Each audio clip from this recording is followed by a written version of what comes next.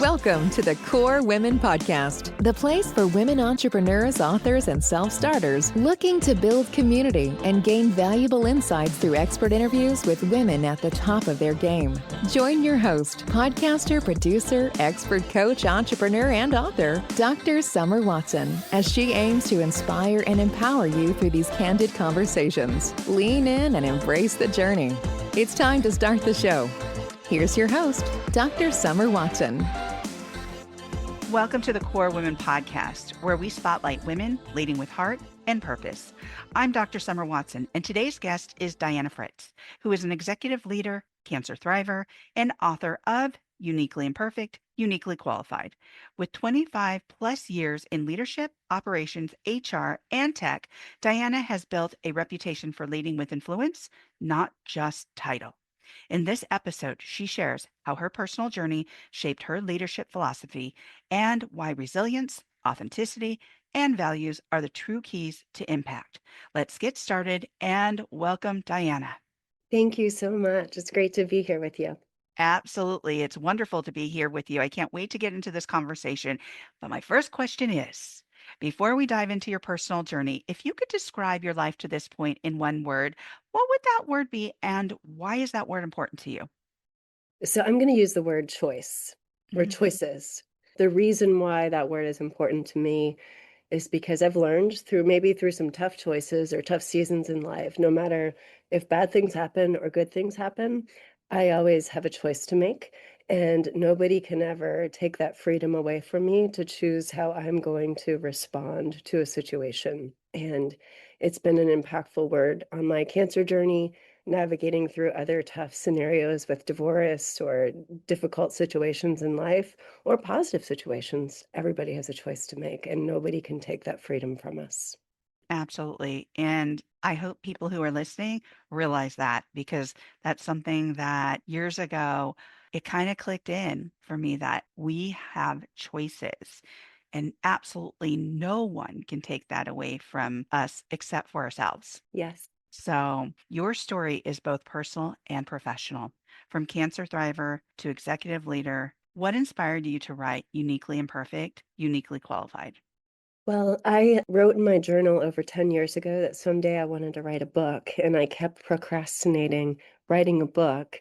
And then as I started to speak and share lessons from my cancer journey, multiple people would come up to me afterwards. Diana, if you wrote a book, I could give it to somebody and I could pass it on to help somebody else. And so I only had to hear that so many times to go, okay, I need to write the book because it's not about people just reading about me. It's how my story can help add value to somebody else and to help them move forward from whatever adversity that has them stuck or struggling to move forward or to make that choice, right? I can move on. I can be a victor through this adversity.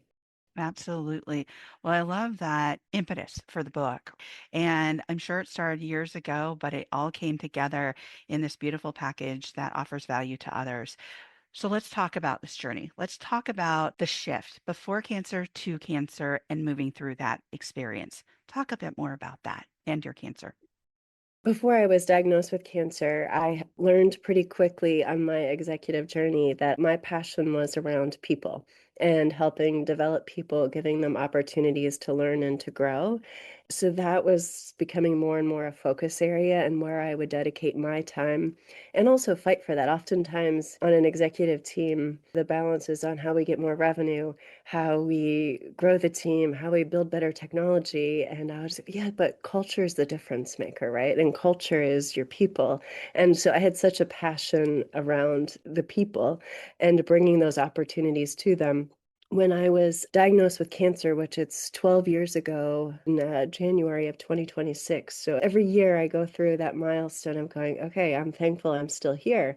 I was about 6 months into being a single mom of two boys. I had been divorced 6 months prior, an executive, and also we were working on selling our company. So there was a lot to juggle if anybody's navigated through that.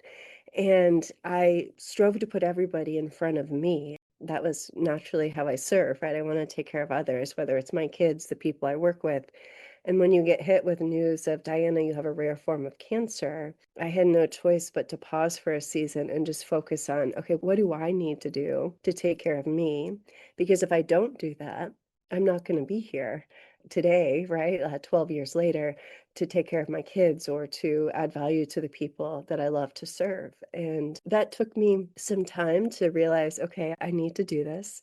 Thankfully, I worked for a wonderful boss who didn't give me a choice. Diana, you're taking 4 weeks off, and I'm not going to let you work. So that was a blessing. I had somebody to help hold me accountable to that. But I can remember first finding out I had a rare form of cancer and initially was going, okay, I can't do this now, right? And very frustrated. And then I reminded, I have a choice to make. I don't have to be a victim to this. Maybe there are some great things that are going to happen along this journey. And I shifted to, okay, I don't know why I'm going to travel 4 hours away from home, but I know I'm going to meet doctors and nurses and people otherwise I never would have met. And I need to be looking for the positive about the journey. And it's not just about cancer, right? It's going to open doors that I've never been through before or interact with people I've never met before. And have just strived to make that my positive spin or my positive choice on the cancer journey. I did navigate 9 years of the journey keeping my left eye. And then in 2023, we needed to remove the eye because the cancer was coming back and growing behind the eye towards the brain.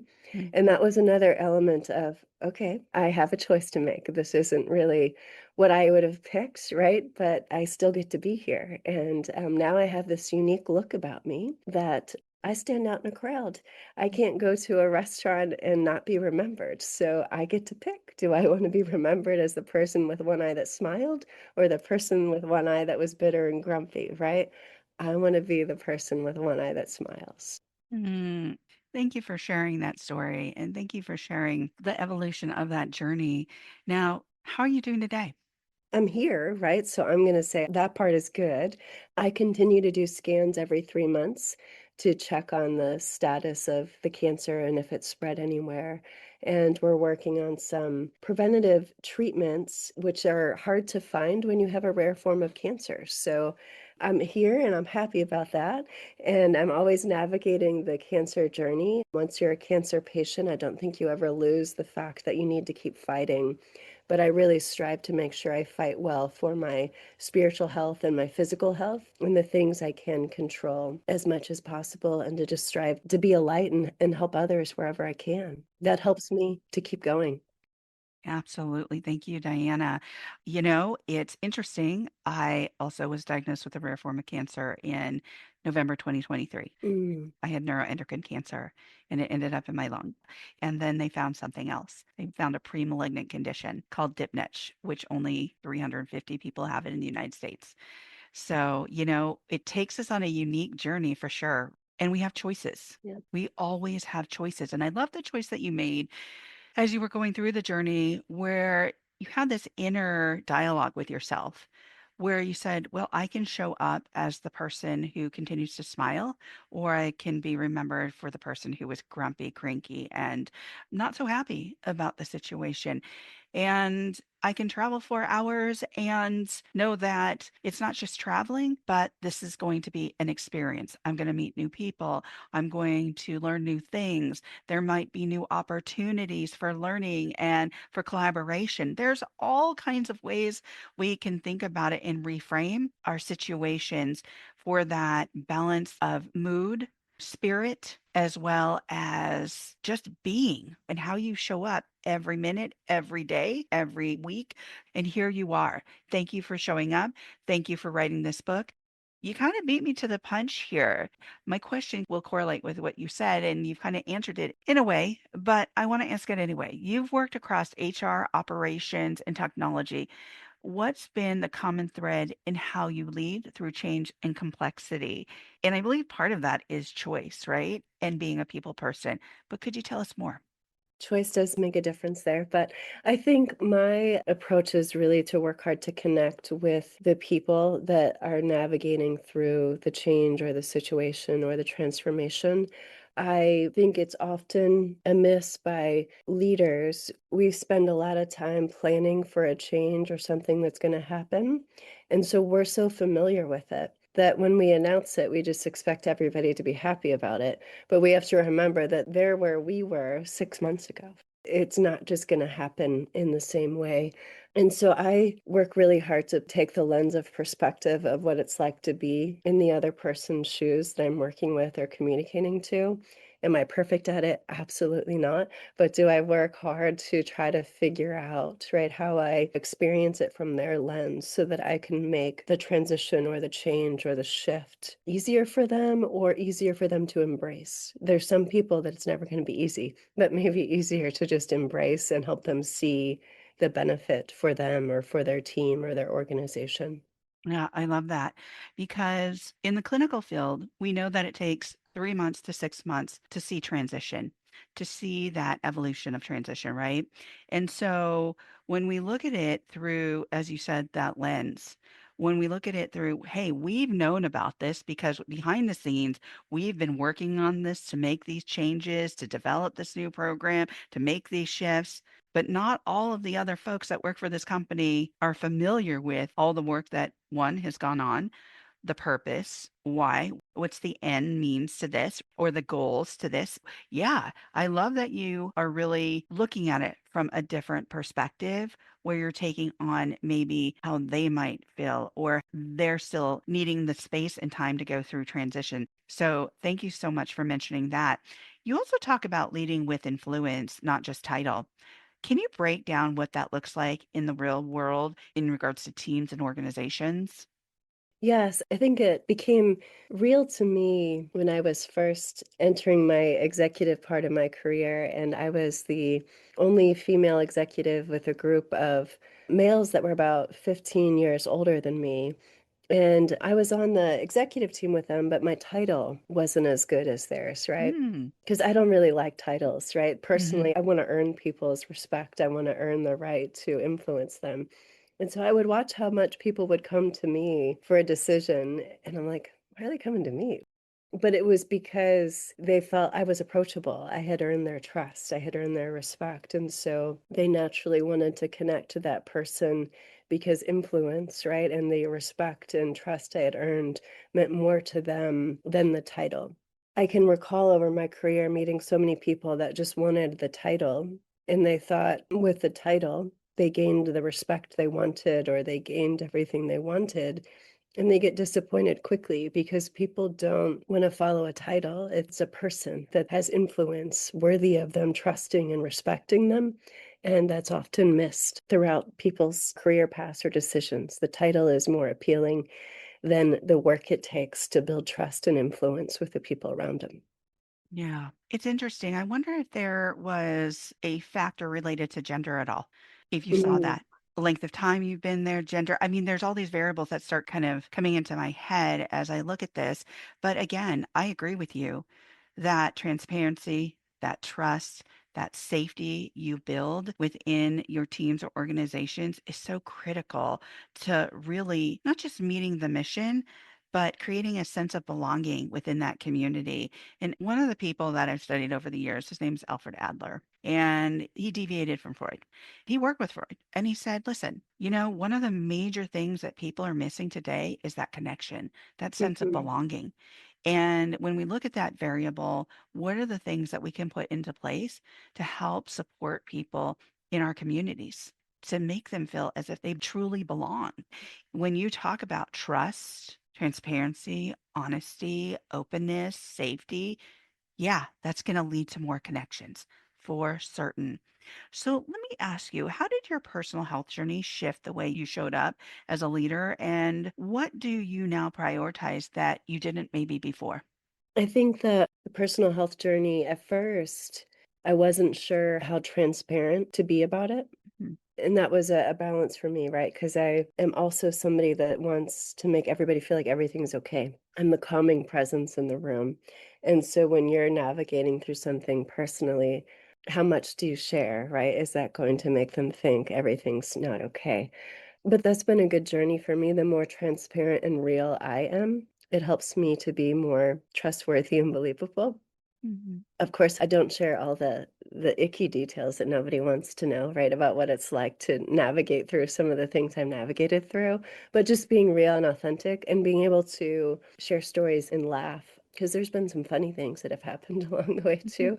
So just to be okay with that really helps to build that trust. I think one of the things personally I prioritize higher than I did before is my physical health and strength. Taking time to be quiet every morning and reflect and meditate and evaluate my day and what do I need to spend time on today and God, who do you need me to add value to? That's been a part of my routine. But making sure that I allocate time at least 5 days a week to fight for my physical health, like working out, strength building, cardio, I feel like I'm in better shape today than I was when I was a college athlete. Mm, And I'm a bit older, just a wow. bit, but it's so important to help you fight, not just cancer, but just in general. Like, the more you're taking care of you, you have more to give to the people around you because you're well on that physical aspect. Absolutely. I have multiple phone calls a day, and one of the phone calls I had this morning was a woman who is actually taking time off of her job because she was just diagnosed with MS. Again, she said this morning, I didn't listen to myself. I didn't listen to my body. She's a caregiver. She wants to help people. And she didn't see the signs until it was right in her face. And I think we need to hear that message more about listen to our bodies, listen to our inner knowing, take some time for your health and well being. So, thank you for sharing that because I think that's something that we need to continue to say and practice and mean it and not vilify people for doing it. Yes. Because I think corporations, organizations, they'll see that maybe you're calling in sick or maybe you have multiple doctor's appointments and they'll look down upon you. Let's not do that. Let's do Yeah. more of understanding and how can we work as a community, whether that's an organization, a company, as a community, to allow that person to have that time to take care of their well-being and then come together to be able to adapt accordingly, to be able to still meet the Mhm. mission, even if that person's taking time off. And again, like I said, vilify that person for doing it. So I love that message. You have done so much. You've written a book, you've had this personal journey that's influenced many. If somebody were to pick up your book, Uniquely Imperfect, Uniquely Qualified, what's one thing you'd want them to walk away with? I would say that regardless of whether you're picking up to read the book because you've had cancer or you know somebody that's had cancer, whatever adversity you can substitute for cancer, that you can still make that choice to move forward and to make the most of your life around you, that you never lose that choice to choose your response. Absolutely. Thank you for that. As we come to the close of the interview, my last question is, what's one powerful takeaway you'd offer to leaders navigating uncertainty who want to stay true to their values and still create results? I would say to stay true to your foundation, who you are, what your values are, and take time every day to just reflect on that and make sure that you're staying true to your foundation on a daily basis. Thank you so much. Thank you, Diana, for joining me on the Core Women podcast today. Thank you. It's been great to be with you. You can connect with Diana Fritz on LinkedIn and Facebook and at grituiuq.com. Thank you for joining us on the Core Women podcast with Dr. Summer Watson. We're so glad you're here and would love to connect more with you. Find us on Instagram, Facebook, and YouTube at Core Women and on Twitter at Core Women 1. For more about Core Women and Dr. Watson, visit corewomen.com. Want more support and resources for amazing women like you? Great! Join Dr. Watson and Jen Fontanilla at the Life, Love, and Money Collective, a Core Women production that aids in understanding the key traits that might be getting in the way of living a life that you are absolutely passionate about. Connect with Summer and Jen and find out more at thelifeloveandmoney.com.